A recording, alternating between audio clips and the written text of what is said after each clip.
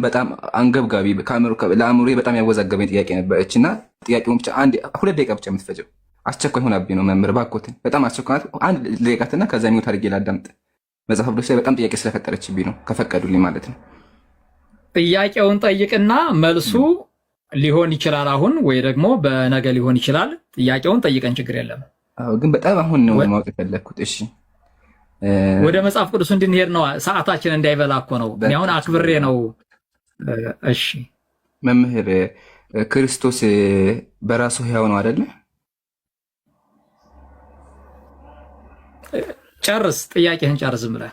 ኦኬ ልጨርስ። እሺ ክርስቶስ በራሱ ሕያው ነው የሚል አስተምሮን የማውቀው እኔ በክርስትናው ማለት ነው። ግን መጽሐፍ ቅዱስ ሳነብ የሚያስደነግጥ ነገር አገኘሁኝ።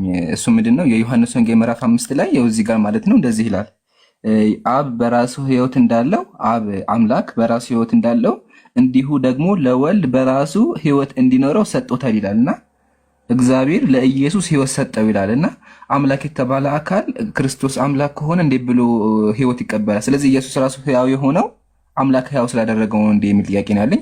እና ተያይዞ ደግሞ እዛው መጽሐፍ ላይ ቃል በቃል ኢየሱስ እኔ ባሪያ ነኝ ወይ መጽሐፍ ቅዱስ ላይ ኢየሱስ ባሪያ ሲባል ተመለከትኩኝ። ቃል በቃል ትንቢተ ኢሳይያስ ምዕራፍ 42 ላይ እነሆ ደግፌ ያዝኩት ባሪያ ይላልና አምላክ ክርስቶስ አምላክ ከሆነ ለምን ባሪያ ይባላል? አንደኛ። ሁለተኛ ደግሞ ሕይወት ተቀበለ። ስለዚህ ሕይወት ራሱ ያገኘው ከአብ ነው እንዴ የሚለው እባክዎትን በጣም ጥያቄ ሆነብኛለችና በደንብ አድርጎ ይመልሱልኝ። ተባረክልኝ፣ ጸጋ ይብዛልህ።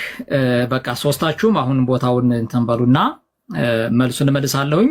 የክርስቲያን አስተማሪዎች ይግቡ ወይም ደግሞ የሚማሩ የሚያስተምሩ ሰዎች መግባት ስላለባቸው እኔ ደግሞ ገስት ዲስኮኔክት ማድረግም ብዙ ስለማልወድ እናንተ ወረዱና ይችን አጠር አድርጌ መልሼ ወደ ዕለቱ ትምህርት እንዲዞር አጠር አድርጌ ነው መልሰው። ይሄንን ወረዱ እናንተ ተባረኩልኝ።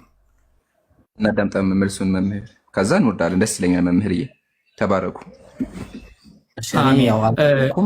ኢምራን በቃ አንተ ተቀመጥና እኛ መልካም ጊዜ ይሁንልዎት አባ። ነገ ያው ባሉን መሰረት ነገ ከሰዓት ላይ እንመጣለን ኢንሻአላህ። በጣም ነው የማመሰግነው እና ፎሎ አድርጌያቸዋለሁ ሄት አዲስንና ፕሪች ዘ ጎስፔል። እርሶን ቆየ ፎሎ ካረኩት በጣም ነው የማመሰግነው። ነገ ከሰዓት እመጣለሁ ኢንሻአላህ። መልካም። ስለዚህ የወንድሜን የኢምራን ጥያቄ ሁለት ነገሮችን ያው ክርስቶሎጂ ላይ ሰርቻለሁ ብሏል። እሱ ነው አይደል ያለው? ኢምራን ነው ያልከው? ክርስቶሎጂ ላይ የሰራው እሱም ሰርቷል መምህር። እሺ በጣም ጥሩ። ክርስቶሎጂ ላይ ሰርቻለሁ ስላለ ወይም ደግሞ አቡበከር መሰለኝ ሰራ ያለው ብቻ ከእናንተ ውስጥ አንዳችሁ ብላችኋል። ከምን የመነጨ ነው ይሄኛው ጥያቄ የሚጠየቀው? ኢየሱስ ክርስቶስን ፍጹም ሰውና ፍጹም አምላክ የሚል በክርስትና ዘንድ ወይም በእኛ ዘንድ አስተምሮ አለ። ፍጹም አምላክነትና ፍጹም ሰውነቱን በትክክል ካልገባን አንዳንድ ጊዜ የተዋረደ ሲመስለን እንዴት አምላክ ይዋረዳን ብለን አካኪ ዘራፍ እንላለን። እንዴት አምላክ ይዋረዳን ብለን ናዳንከነ ጦሜ ሰላም ነው ሚት ገበሮ ተባረክ ናደወለ እኮ ይሰብ ሰላም ዲ ሰላም ጌታ ይባረክ። እሺ ከአንዴ የሚውት አድርግልኝና ሙስሊም ወንድማችን ጠይቆ ለሱ ባጭሩ መልሼ ወደ ዕለቱ ትምህርት እንድንሄድ።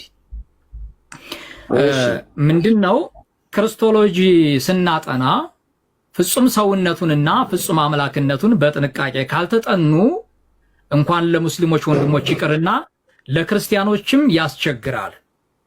ግልጽ ለማድረግ ያክል ለክርስቲያኖች ያስቸግራን ስላችሁ ክርስቶስን ይክዳሉ እያልሁኝ አይደለም። ለመረዳትም የሆነ ለማስረዳት አንዳንድ ጊዜ የሚከብዱ ቃላት ያጋጥማሉ። ስለዚህ እንዲህ አይነት ጥያቄዎች በሚጠየቁበት ሰዓት በቀጥታ ኢየሱስ ማን ነው የሚል ሰፋ ያለ ትምህርት ያስፈልገዋል። ኢየሱስ ማን ነው ስንል ፍጹም አምላክ ፍጹም ሰው የሆነ እንጂ አምላክነት ብቻ የያዘ አይደለም፣ ሰውነት ብቻ የያዘ አይደለም የሚል ትምህርት በክርስትና ስላለ ለዚህ ሰፋ ያለ ምላሽ ምናልባት እግዚአብሔር እንደረዳን ነገ እንጨዋወታለን። ዝቅ ብሎ ያየኸው ከአብ ያነሰበት ስትመለከት ስብዕናውን፣ እንደገና ደግሞ ከሰው የላቀበት ፍጡር የማያደርገውን ሲያደርግ ስትመለከተው ደግሞ አምላክነቱን የምናይበት አስተምሮ ራሱን የቻለ መንገድ አለው።